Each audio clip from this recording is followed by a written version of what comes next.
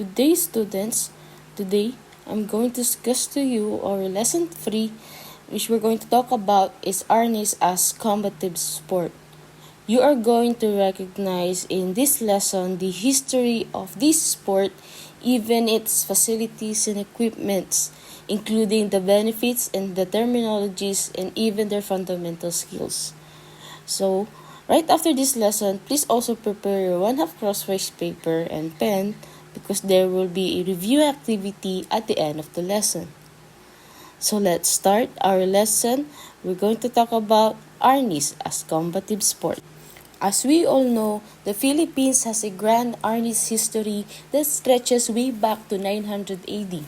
This Filipino stick fighting has made a huge difference in the Filipino society. We also enjoy the status of this sports as it is the national sports of our country. Arnis is a martial art that characterized by the use of swinging and twirling movements accompanied by striking, thrusting, and parrying techniques for defense and even in offense. Having been handed down from generation to generation for even centuries, the discipline hones the skill, speed, accuracy, and even the agility of its practitioners. So, the history of Arnis started when the Malays settled in the Philippines. They were the ones who brought the long knife, which was among the first bladed weapon in the Filipino martial arts. These weapons, with various sizes and even shapes, were brought into the country, but the curved-bladed knife that is called kris from Java that was being the earliest foreign weapon that was transported into the fighting arts of the Filipinos. The Spanish ruled in the Philippines only until 1898, when they were overpowered during the Spanish-American War. In this extensive period of colonization, Spain had made a huge difference in Filipino culture. Initially, the majority of the Filipino were converted to Roman Catholicism except for the Muslim Moros in the Sulu archipelago. Spanish fencing had a direct influence on the Filipino fighting arts, ranging from the attack angles to the creation of the espada idaga. Espada idaga means stick and dagger, but the expression is used by Filipino Kali instructors to refer to any fighting in which one hand holds a long weapon and the other as a short weapon. When the Spaniards banned the practice of each native fighting art along with the carrying of sharp-bladed weapons throughout their occupation in the Philippine island, the Filipino Arnis history practitioners came out with the idea of replacing the sword with the rattan stick. This sudden shift in training and practice was a turning point for Filipino martial arts as the Filipino escrimadores realized that the stick had various handling characteristics and that certain strikes were much better executed with the use of the stick rather than the sword.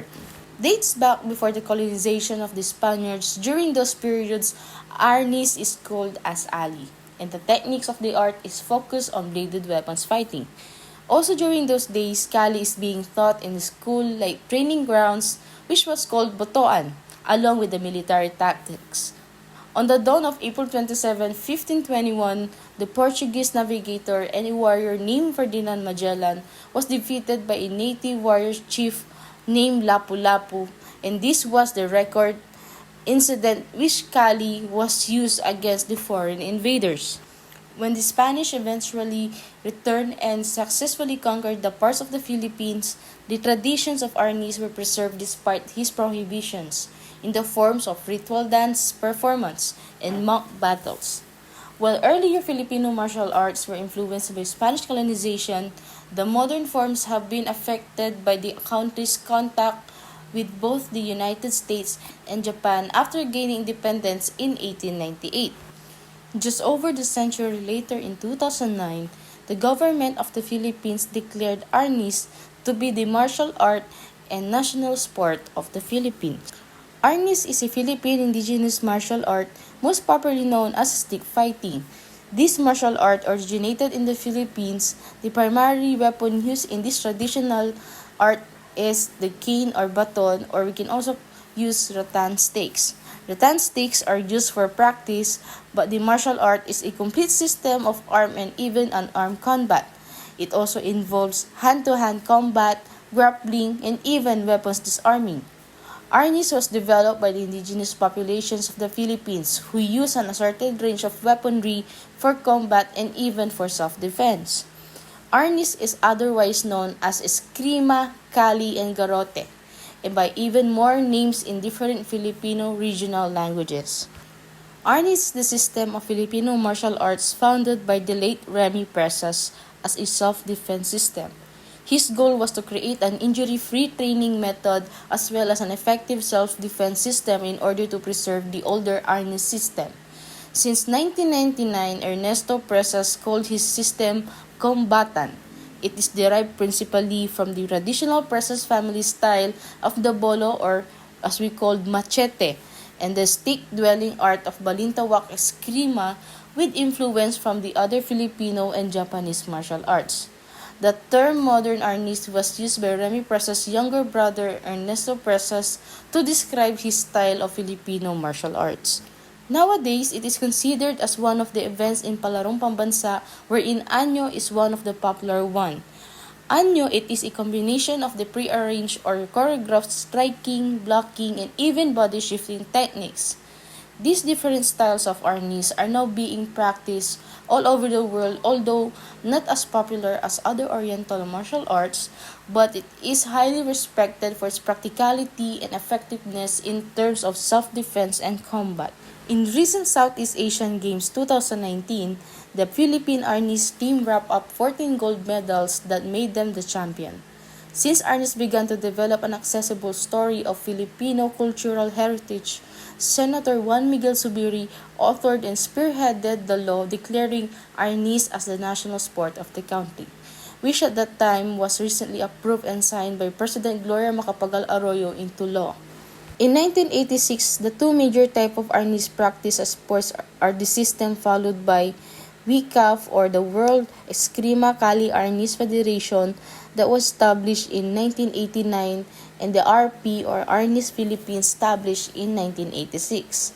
Arnis is a Philippine national martial art or sport after President Gloria Macapagal Arroyo signed the Republic Act No. 9850 in 2009. The Act mandates that the Department of Education to include this sport as a physical education course.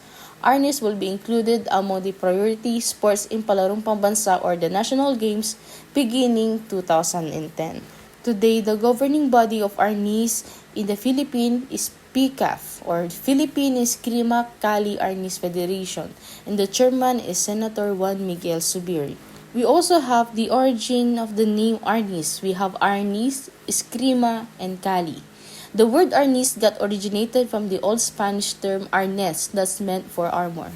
While the eskrima, this is a Filipinization of the Spanish word esgrima that's meant for fencing. And Kali, the name Kali was derived from the pre-Hispanic Filipino term kalis, which meant for blades and fencing. And these are the three origin names of Arnis. The game is played by using prescribed padded stick and delivering artistic and legal blows, strikes, thrusts, and even disarming the opponent to gain scores. We have here the equipments, facilities, and even the terminologies needed in playing Arnis. First equipment we have the wooden stick rattan or it's also called as baton. Rattan stick is the primary weapon used in Arnis that has varies in size but is usually about 28 inches or 71 centimeter in length. It must not also have sharp edges or even pointed at the end. Second, we have foam. Third one, we have the head protector that refers to a pair of protective headgear to include an impact-worthy face mask. The fourth one, we have the body protector. It refers to a pair of body protectors properly cushioned to avoid injuries and the specification shall be according to the Arnis. When it comes to the playing area or the facility of Arnis, we have here a square measuring 8.0 meters by 8.0 meters with 2 meter minimum free zone around it and a clear space without any obstruction up to a height of not less than 5 meters from the playing surface. We also have here the 6 benefits of playing Arnis to a person. I just select 6 for a short and summary benefits on what the importance of playing these sports. So be familiar with these 6, maybe it will be included to your examination. We also have here the other terminologies about Arnis or of Arnis. So be familiar with each terminology and review them well. Every sport, there's a fundamental skill or which we call as basic skills. In Arnis, we have fundamental skills.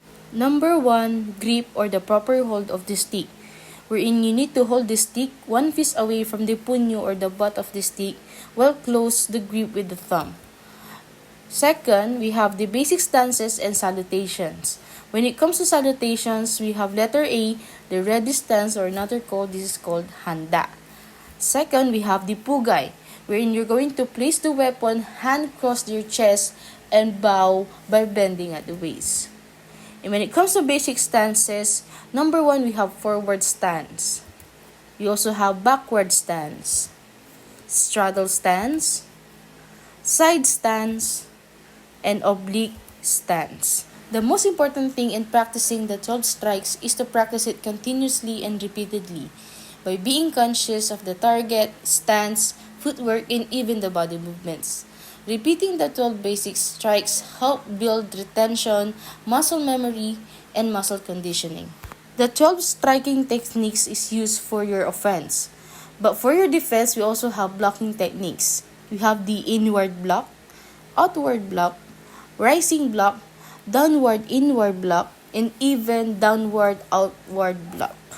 Like I've said earlier or from the previous slides, that Arnis is also played during the Palarong Pambansa. We also have competitions for Arnis in Palarong Pambansa. And we have 2 types of competitions. We have the Anyo or form and the Laban or the full combat. Anyo is a combination of pre-arranged or choreographed striking, blocking, and body shifting techniques and even blocking techniques to create a 3-minute single stick Anyo. While the Laban or full combat, players are required to strike their opponents differently or different body parts with using a 1 baton. Unlike the other combative sport, Arnis does not usually require any body contact between each player aside from the batons that they are holding. Okay, so that will be our lesson for Arnis. So please prepare your 1/2 crosswise yellow pad together with your pen for your activity review.